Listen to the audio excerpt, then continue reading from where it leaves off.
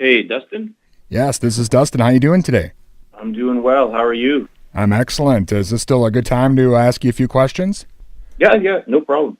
All right. Well, again, it's great to be speaking with you. And if you could first tell us a bit about the new book, Blood on Black Wax, Horror Soundtracks on Vinyl. Kind of self-explanatory, I guess, but what are the listeners in for with the book? Well, the book is a little bit different from other books that have come out on horror soundtracks. Typically, there's a lot of really good books out there that are on the subject, that get into the classics like James Bernard up to Goblin, who scored a lot of the Italian films. But a lot of those books tend to be more sort of music theory or music theoretical type books. And they're essentially our textbooks. This book's a little bit different, and our goal with it was to create a book on horror soundtracks that was really accessible to a mainstream crowd. So when I thought about the book, and it was Jeff that pitched it to me originally, he wanted to do a book on horror soundtracks. I thought that's really interesting, but the only people that will be into it will be people that are already fans of horror soundtrack music. That may sound kind of obvious, but when you look at the whole landscape of vinyl reissues, and especially when it comes to horror soundtracks, the companies like Waxworks and Death Waltz that are putting out a lot of these soundtrack reissues, the colorful ones with the colorful variants and custom artwork and that type of thing, they've created a product that reaches out to a wider audience, art collectors and just horror fans in general that wouldn't necessarily go out and buy the music. They want to own the records because, they like the experience of listening to them, the organic experience, and they like the artwork, and they like it as a physical artifact, a physical form of media. And so I thought, what if we kind of tapped into that and made a book around that? And so not only are you going to read about the horror soundtracks, but you also get to take a view of the artwork. And we definitely made a conscious decision in doing that to include not just the reissues from Waxworks and Mondo and Death Waltz, which there's a lot of those in there, but also some of the originals as well. Because as much as the newer reissues are really a hot commodity right now, those reissues have really shot the price up of the originals. Like an original, say, John Carpenter's The Thing or John Harrison's Creepshow is worth a lot more today than it was back then, and people really like those old school album covers. So we definitely thought to make a balance between the two. So what we ended up with was kind of a coffee table book that mimics the old record album books from back in the day, from the 60s and 70s, and I think they're still getting made today. Sure. Where it's sort of like 70% images, 30% text, and it basically reads the exact same way, except it's all about horror soundtracks. Yeah, it's definitely interesting, as you mentioned, all the different soundtracks being re-released through Waxworks and labels like that, and it's really kind of hitting, I guess, our age group. A lot of people getting away towards physical media, but then people our age kind of, going back to it. And really with this book and the vinyl resurgence, I mean, it's all really hit right at the same time, it seems. Yeah, and part of it is, I remember when I first discovered it, I was sort of with this trend from the very beginning because I have a memory of being in Las Vegas, and it was like around Christmas time or something like that, and I actually went out record shopping.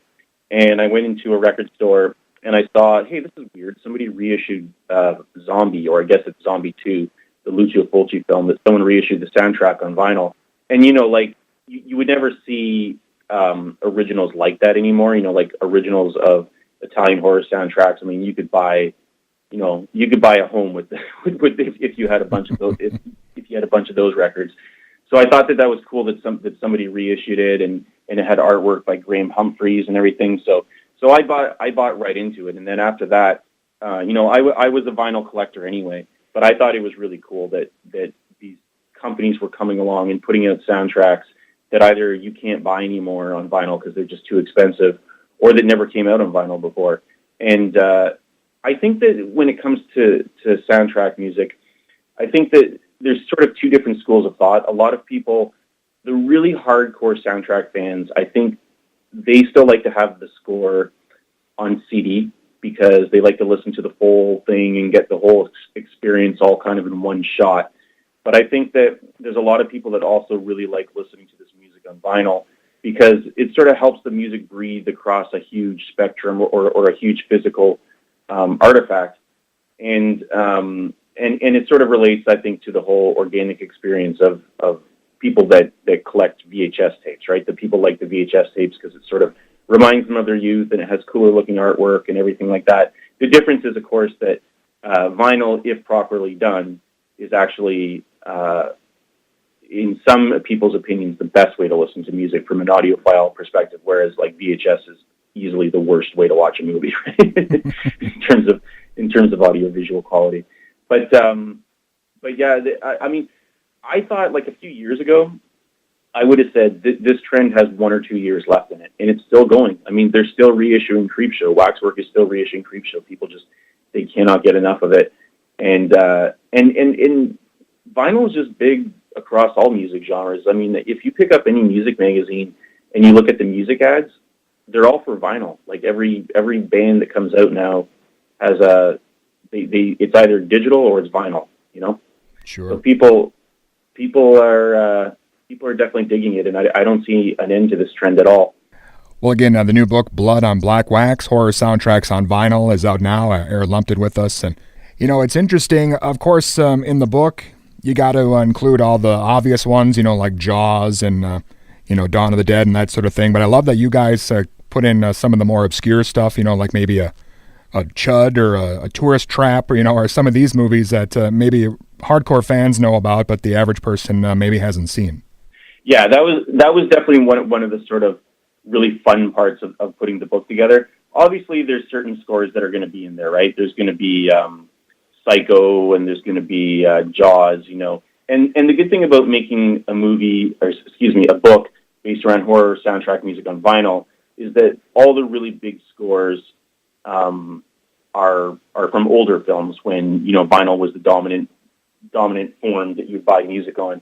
So there was no reason to not include any of those. The only ones that we sort of ran into problems with were, say, the Universal Monster films, because a lot of those scores never got released until much, much, much later, and then they only kind of got released on CD.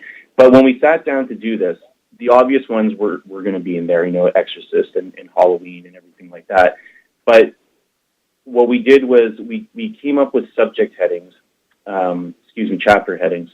And the chapter headings are a bit of a mixed bunch. Some of them fit together in terms of just the whole aesthetic. For example, we have a section on Italian films where we can talk about Goblin and Fabio Frizzi. And then sometimes we just came up with chapters that were based around a movie genre, like supernatural films and slasher films. And so that was a really fun way for us to just populate those chapters with stuff that, you know, we nerd about, but the average person, even a lot of hardcore soundtrack people, don't ever talk about. Let's say, for example, Forbidden World, you know, old Roger Corman film that had this incredible score by Susan Justin, which is, you know, even that in and of itself is a bit of a tidbit, right? Because you didn't see a lot of female soundtrack composers back in the day. You probably don't today either, to be honest. Yeah. But you know, she was from a new wave group, and the music is just, it's so cool. And it totally relates to what people are into nowadays, because anything 80s, anything retro nostalgia is just huge. And then even like weird stuff, like, you know, everybody knows Ennio Morricone, but I think one of Morricone's most underrated scores was a score that he came up with for the film Orca, which was kind of a Jaws ripoff. You know, it was about a killer whale instead of a shark. But the music is just beautiful and gives the film an emotional resonance that you wouldn't expect, kind of thing. That was a really fun part of the book, is putting that stuff together. And definitely one of the goals of the book was, you know, to share our love of this type of music and encourage people to seek out more and more soundtrack music beyond the ones that they already know, because it's such a deep form of music and a deep form of entertainment. And if you're a soundtrack fan, then, you know, if you get into soundtrack music, the world is your oyster. There's just so much to discover out there. There's stuff that I'm still discovering. Well, it's great that you're kind of bringing it more into the forefront, and you wonder how many of these soundtracks are still out there. You know, I imagine some of them currently rotting away in basements or attics somewhere. Maybe someday somebody will think to look through an old box and, you know, discover something that maybe we thought was lost. I wonder about that too, actually, because, you know, like some of these, I still have certain dream Dream records that I don't own. Like, I don't own anything on Beat Records. Beat Records was like the old Italian label that put out, like if you had an original House by the Cemetery, I've never even seen an original House by the Cemetery. But you're right. I mean, they must just be, rotting away in someone's basement or attic or something. I really am. I would feel very envious of that person if they discovered it, because, like I say, those records are worth a lot of money right now. I mean, the only thing I guess that really, not to be too negative about anything, is that I really remember fondly the days of going out and buying records. And, like, I'd walk into a store in Toronto and walk out with like an original Return of the Living Dead and John Carpenter's The Thing, and I only would have spent $20 total. Like, it's just, nowadays you can't find the stuff in stores, or at least it's really difficult. And when you do, you're looking at $100, right? Like, a friend of mine owns a shop in London, Ontario, and he's selling an original Reanimator for $100. And if you were smart enough to buy those records when they first came out, again, they're worth a lot of money. Not that I would ever sell them, to be honest. Well, Aaron, one of my things I love is finding songs, kind of like the ones you included from Prom Night on the 7-inch record, or, like the song from Bud the Chud, or, Fall Break from The Mutilator, these weird songs that are in these horror films. A lot of times they're just kind of trapped there on the film, and they are actually never even available anywhere, maybe except the composer might have it on a cassette tape somewhere. I think you can find lists online where people talk about all those kinds of songs, and I think that's so cool too. It's funny because if anyone released a song like that nowadays, they would just think, what the hell is this? This is the cheesiest thing in the world, right? But because it's part of this film or whatever, it just gives it that automatic cool factor. There's the obvious ones, right? There's Dream Warriors in A Nightmare on Elm Street Part 3, Man Behind the Mask in Friday the 13th Part 6. But then, like, Night Train to Terror, that has a great song in it, Sleepaway Camp has a great song. There was a 7-inch that I think it was Death Waltz put it out, and then that chapter could have gone longer. I mean, I got to say that some of these chapters, in terms of balancing the book, and definitely design was a big part of the book. If part of deciding what went into the book wasn't just what's the best soundtracks. That's kind of where it started, but then it also ended up in a bit of a visual design type of scenario where decisions had to be made about what records looked right beside each other and that kind of thing. So we wanted to make the book really, really visually appealing. So certain chapters, could have gone a lot longer if we wanted them to. But I think that I think is one of the trends that we've really experienced in, say, the last 10 years, like people like you and I in our age group, that a lot of those songs were just so cheesy that we kind of laughed at them. And now it's like, this is the song I want to listen to at a Halloween party, There's so many cool songs. There's some good compilations out there too, like Black Roses. It has one good song on it. I can't say the whole album's good, but there's one really good Lizzie Borden song on it that's probably the best song they ever came up with. Again, anything 80s, I just think is really big right now. I think the 80s is a decade that's a lot like the 50s, where something about the style and the music and the aesthetic of the decade really resonated with people, and people still want to pretend that it's still the 80s. Someone pointed out to me that in Back to the Future, that at one point they go to an 80s cafe, and that was sort of a joke in the film, right? That, oh my God, in the future there's an 80s cafe. Well, I'm sure that today there are 80s cafes. I don't know of any, but I'm sure there are some. Yeah, well, of course the Cubs won the World Series, and Biff is kind of the president too, so that makes sense. Oh, geez. Well, now one other thing I sort of skipped over in talking about the whole book is that we obviously wanted to get a lot of as many interviews as we could in the book, just to sort of, get some insights from the people, not just in our own words, but the words of the composers ourselves. So my favorite composer, not to be too obvious, is still John Carpenter. And so that was the first person that we reached out to. And John Carpenter's sort of a hit or miss. I don't know if you've ever listened to any interviews with him, but he tends to give very short answers. Sure. He's not exactly long for words. And and we reached out to him, and I was thinking, I think he was gearing up for his second tour. I think Lost Themes 2 had come out, and he was gearing up for his second tour, and I was thinking, well, this is the time to try and get an interview with him because he'll be doing press for his tour. And sure enough, they said yes, and then I said, well, the thing is we don't want to just ask him about Lost Themes and his new tour, although we can talk about that. We want to talk about his whole career as a composer, and we'd like to have 45 minutes. And I couldn't believe they came back and said yes. They said, yep, no problem. And we were like, that's incredible. Now, his answers are still kind of really short, but if you look up any interview with him online, I think that we got a little bit more out of him than the average person does. And the coolest thing about that story is that at the end of the interview, he said to Jeff and I, he said, you guys sound pretty cool. Are you guys going to the show in Toronto? We're like, hell yes, we're going to the show in Toronto. We got our tickets. He's like, okay, cool. Contact this person and he'll bring you backstage to meet me. And so after the show, we got to go back and meet him. He looked really tired after the show, and so we didn't want to take up too much of his time, but that was a cool experience. But, you know, we got some other people in there. We have John Harrison. One really surprising interview that we got was Lalo Schifrin, who to me is just this Hollywood legend, right? Because he did Dirty Harry, and he did Enter the Dragon, and he did Bullet, and he did all these big films. But the big horror film that he did, of course, was Amityville Horror. So we wanted to talk to him about Amityville Horror. And the other thing is that he's known for is that he originally did a score for The Exorcist. And I think that score didn't end up getting used, but I think there were rumors that the score for Amityville Horror was the unused score for The Exorcist. I don't think that's true, but it's obvious. It makes sense that people would believe that or would think that. So they told us, they said, don't ask him about The Exorcist. We said, okay, we won't ask him. But I figure this guy's really old. Like, I had to scream into the phone, basically, for him to hear me. Yeah. It was kind of a funny interview, actually.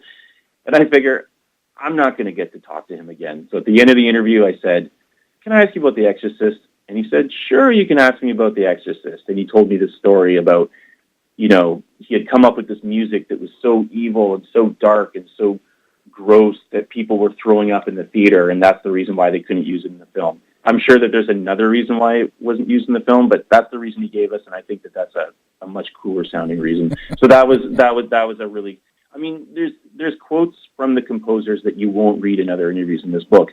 It's a commercial book, and it's supposed to look good and everything like that. But I do want to say that it's worth sitting down and reading cover to cover. You can learn a lot about the music from this book, just to give ourselves a little extra pat on the back. Yeah, it's definitely a great book. The artwork is amazing, and I know you mentioned you obviously can't fit everything in, but could we see maybe a second volume, or maybe with 80s comedies, or Big Trouble in Little China, that kind of stuff that maybe wouldn't fit in this one? I have and also a Big Trouble in Little China. I think we do touch on that. It's probably just about one line in the interview with John Carpenter. I think that if this does well, and so far it's done better than expected, and the hype is getting out there, I think that, I think this concept in this format has legs, and I would love to do a book on 80s comedies. I mean, I think you could do a book almost just on like 80s sex comedies or something like that, sure. Like a genre that just doesn't exist anymore kind of thing. And Jeff and I actually do have an idea for a sequel to this book, but I'm not going to mention it here for obvious reasons. But we do have an idea that I think fans of this book would also be very, very into. So if this one does well and 1984 is interested, then absolutely, I would love to do a second. Awesome. Well, again, Blood on Black Wax, Horror Soundtracks on Vinyl is out now. Is there anything else maybe coming up soon, or something else we should be looking out for? Well, I mean, the one thing that we haven't talked about, of course, is the prom night soundtrack that comes with the book. So when we put this book together, all along we thought this book should come with a record. That's just the obvious thing. We should reissue a soundtrack ourselves. And I've never done that. I don't know anything about, licensing music or anything like that and how that whole process works. But I met the Canadian composer Carl Zitcher at an event in Toronto, and I knew him a little bit from that. And so I reached out to him and said, I took a look at his catalog to see what horror films has he done that haven't been released yet. Because he did, Black Christmas, which came out on Waxwork a few years ago. And I realized that no one had put out Prom Night. There were some bootlegs that came out. There's a famous bootleg that came out in Japan, but no official release. And he said, yeah, I think I own the music. I said, great, let's do it. So he came up with a bit of a mix of both the score that him and Paul Zaza came up with, another legendary Canadian composer, as well as the disco songs. And this vinyl is gonna mark the first official Prom Night soundtrack of any type, and it features artwork by famous Canadian horror artist Gary Pullen, who's a good friend of mine. So it wasn't difficult to get him on board, and he came up with artwork for the LP, the Prom Night LP, that people are really, really going to dig. If you're a fan of early 80s slashers and a fan of Prom Night, this is a gatefold album, and there's so many little Easter eggs and little inside references and jokes to the film. I think that people are just going to, he knocked it out of the park. It's just amazing. Now, the Record Store Day edition that came out April 13th, that came with a Prom Night 7-inch, which has 2 cues from the score as well as 2 disco songs. That also features artwork by Gary. And so if you were lucky enough to get one of those, then you've got yourself a pretty cool collector's item, because I don't think you'll see that 7-inch ever again. I think that's it. That's going to be a really cool collector's item. But that was the putting out the Prom Night soundtrack was a whole project in and of itself. And so that combined with this book, I think we came up with a pretty fun project overall. And again, so far the response has been great. So I hope people like it, and it was a lot of fun to put together, and I hope we get to do another one. Awesome. Yeah, I hope so too. Again, it's great that you're, bringing this horror soundtrack genre kind of into the forefront, and I hope it ends up maybe seeing some more of the stuff, like the Prom Night coming out, and, stuff that we never thought we would see. It would be great to get that in our hands. Yeah, it's hard. I mean, it's like I admit, because we came to this late, it's hard to find a lot of cool horror soundtracks that haven't been released yet, that haven't been re-released. It seems like everything's been re-released, right? And like I say, stuff is getting, into the second, third, fourth pressings and that type of thing. And Prom Night's kind of not, it's not quite up there with, say, Reanimator or Creepshow, but people know it. And I think that, it's known because of Jamie Lee Curtis, is I think, the fact that they were able to get Jamie Lee Curtis to be in that film after Halloween really helped it. And I think they make a reference to it in the movie Scream as well. And so people kind of know it. So that's, well, I'm proud to say that we were behind the first ever Prom Night release. And like I say, hopefully people start digging into some of the not the B, but maybe the C level films, and start reissuing those. Because again, the music isolated from the film is sometimes a really cool listening experience that people don't think about. You had mentioned Chud earlier. Chud is a great score. Great score. I think it's a lot better than the film itself, to be honest. I rewatched Chud, because Joe Bob Briggs screened it on his first the last drive-in show that he has on Shudder, and I hadn't seen Chud in a long time, and I was like, wow, this movie's bad. I thought it was better than this. This movie's pretty terrible, but the music is cool. I think they said it sounds like a haunted sewer. That's exactly what it sounds like. Awesome. Well, again, Aaron, I know I've kept you here quite a while, but I appreciate your time, and the book is amazing, and I really hope we see another one come out soon, and I can talk to you again. Okay, thanks a lot, Dustin. I really appreciate it. It was great talking to you, and I hope your listeners got something out of it.